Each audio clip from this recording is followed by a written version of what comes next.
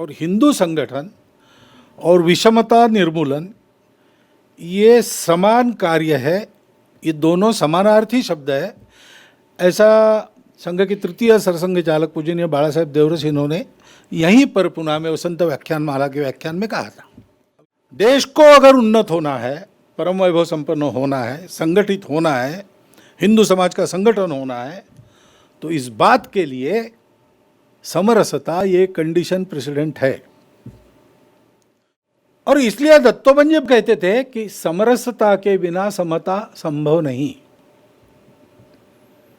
समता लाने का प्रयास तब होता है प्रामाणिकता से जब उसके पीछे समरसता रहती है, अपनापन रहता है, बंधुभाव रहता है।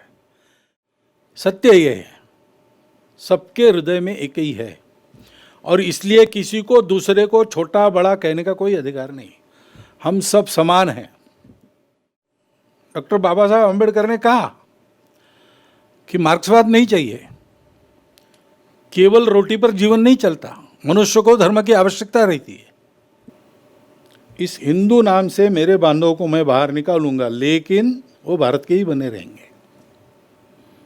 क्या उनका चिंतन था।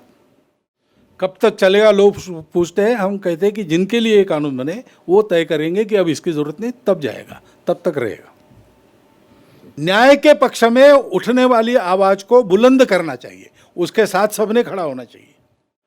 जो समाज को सिखाना है वो अपने घर से प्रारंभ करो।